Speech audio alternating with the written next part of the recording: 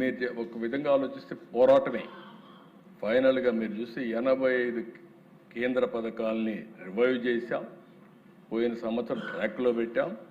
ఈ సంవత్సరం పూర్తిగా ఖర్చు పెట్టి ఎక్స్ట్రా మనీ డ్రా చేయడానికి కూడా మళ్ళీ ప్రిపేర్ అవుతున్నాం అధ్యక్ష. రేపు అసెంబ్లీ అవుతానే, అందుకే కేశవ్ గారికి కూడా చెప్పాం, అసెంబ్లీ ముందుగానే పెట్టండి, అవసరమైతే ఫస్ట్ వీక్ అంతా క్లోజ్ చేద్దాం, సెకండ్ వీక్ మీరు అందరూ ఢిల్లీకి వెళ్ళండి, ఆల్ మినిస్టర్స్ సెక్రటరీస్ ఢిల్లీకి వెళ్ళండి. కొన్ని రాష్ట్రాలు నిధులు ఉపయోగించకుండా ఉంటాయి, అవి కూడా డ్రా చేస్తే కాస్తో కోస్తో ఇప్పుడే కేశవ్ గారు ఇప్పుడు ఒక 2,000, 3,000, 5,000 కోట్లు ఇస్తే కొంత వెసులుబాటు వస్తుందని ప్రయత్నం చేస్తున్నాం. అలాంటి నిరంతరం ఈ కార్యక్రమాన్ని కొనసాగిస్తున్నాం. ఇంకొక పక్కన అధ్యక్ష, ఈరోజు మీరు చూస్తే ప్రభుత్వ ఆస్తులు పెట్టి తాకట్టు పెట్టి డబ్బులు బారో చేశారు, అధిక ఇంట్రెస్ట్ పెట్టారు. ఆ రోజు మనం పేపర్లో చదువుకున్నాం. MRO office, primary health centres, ఇవన్నీ ఇంకొక పక్కన సర్క్యూట్ హౌస్, ఇలాంటి ఆస్తులు పెట్టి తీసుకొచ్చే పరిస్థితికి వచ్చారు. రేట్ ఆఫ్ ఇంట్రెస్ట్ కూడా 12%, 13%. ఇష్టానుసారంగా ఎప్పుడైతే డబ్బులు కట్టరు అనే నమ్మకం లేనప్పుడు, క్రెడిబిలిటీ లేనప్పుడు ఎక్కువ ఇంట్రెస్ట్ పెట్టే పరిస్థితి వస్తుంది. అలాంటి ఇంట్రెస్ట్ కూడా పెంచి తీసుకొచ్చారు. ఈరోజు అధ్యక్ష మళ్ళీ కేంద్ర సహకారంతో కేంద్ర మంత్రి గారు కూడా పూర్తిగా సహకరిస్తున్నారు, ఫైనాన్స్ మినిస్టర్ గారు. ఇప్పటికే 43,295 కోట్ల రూపాయలు రీషెడ్యూల్ చేయించాం. దీనివల్ల 327 కోట్లు సంవత్సరానికి బెనిఫిట్ వస్తుంది. ఇది కాకుండా 1,20,000 కోట్ల రూపాయలు రీషెడ్యూల్ కోసం ప్రయత్నం చేస్తున్నాం. ఇది కూడా వస్తే 1,658 కోట్లు సంవత్సరానికి ఆర్థికంగా వెసులుబాటు వస్తుంది. దీనివల్ల కనీసం ఒక స్కీమ్ ఇవ్వడానికి అవకాశం ఉందని ముందుకు పోయే పరిస్థితిలో ఉన్నాం అధ్యక్ష. అంటే ఏ విధంగా ఒక్కొక్క స్కీమ్కి ఏ విధంగా ముందుకు పోయే పరిస్థితికి వచ్చాం.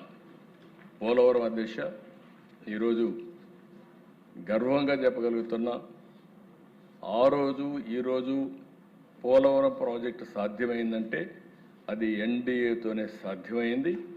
ఆ రోజు మనందరూ అక్కడ గుర్తుపెట్టుకోవాల్సిన అవసరం ఉంది. హౌస్లో ఏవైతే తెలంగాణలో ఉన్న 7 మండలాలు ఇవ్వకుండా పోలవరం నేషనల్ ప్రాజెక్టు చేసుంటే అది సాధ్యమయ్యేది కాదు. మొట్టమొదటిసారిగా మోడీ గారు ప్రధానమంత్రి అవుతానే పార్లమెంటు సమావేశాల కంటే ముందే 7 మండలాలు ఆంధ్రప్రదేశ్కి ఇవ్వడానికి ఆర్డినెన్స్ పాస్ చేసి తర్వాత సమావేశం పెట్టారు. ఆ 7 మండలాలు వచ్చాయి కాబట్టి పోలవరం మనం ప్రారంభించుకునే పరిస్థితికి వచ్చాం. ఇంకొక పక్కన అధ్యక్ష పోలవరంలో ఆ రోజు మనం చూస్తే ఒక వ్యక్తి స్వార్థంతో ఒక ప్రాజెక్టు కూడా ఏ విధంగా ధ్వంసం చేస్తారో మనం చూసాం. డయాఫామ్ వాల్ పూర్తిగా గోదావరిలో కొట్టుకునే పరిస్థితి వచ్చింది. నిర్లక్ష్యం, స్వార్థంతో ఈరోజు ఈ హౌస్లోని హామీ ఇస్తున్నా, మళ్ళీ రాబోయే సంవత్సరం గోదావరి పుష్కరాల కంటే ముందే పోలవరాన్ని పూర్తి చేసి జాతికి అంకితం చేసే బాధ్యత ప్రభుత్వం తీసుకుంటామని విషయం. అందులో కూడా క్వాలిటీ కాడ రాజీ లేదు, చాలా స్పష్టంగా ఉన్నాం. ఏదైతే ఇంటర్నేషనల్ ఎక్స్పర్ట్స్ ఉన్నారు, కేంద్ర ప్రభుత్వం సిడబ్ల్యూసి ఉంది, వాళ్ళ ఆధ్వర్యంలో ప్రతి ఒక్కటి కూడా పూర్తి చేసి ఈ ప్రాజెక్టును పూర్తి చేసే బాధ్యత తీసుకోవడమే కాకుండా జాతికి అంకితం చేస్తామని చెప్పి కూడా నేను మీకు తెలియజేస్తున్నా. అమరావతి కేంద్ర సహకారంతో ఈరోజు ట్రాక్లో పెట్టాం. 3 ఏళ్లలో ఒక ఇది వస్తుంది. నెక్స్ట్ సెషన్కంతా ఎమ్మెల్యేలు కూడా మీ క్వార్టర్స్లో మీరు ఉండే వెసులుబాటు వస్తుంది. ఇక్కడే ఉంటారు, ఇక్కడే మినిస్టర్స్ కానీ అందరం కూడా కార్యక్రమాలు చేసే పరిస్థితికి వస్తాం. ఒకటే హామీ ఇస్తున్నాను దిశ. ఆ రోజు హైదరాబాద్లో సైబరాబాద్ కట్టాం. ఈరోజు హయ్యెస్ట్ పర్ క్యాపిటల్ ఇన్కమ్ తెలంగాణకు వచ్చే పరిస్థితి వచ్చింది. ఈరోజు మళ్ళీ హామీ ఇస్తున్నాం, అమరావతి భవిష్యత్తులో నెంబర్ 1 రాజధానిగా భారతదేశమే కాకుండా ప్రపంచం మెచ్చుకునే విధంగా కట్టే బాధ్యత తీసుకుంటాం. విశాఖ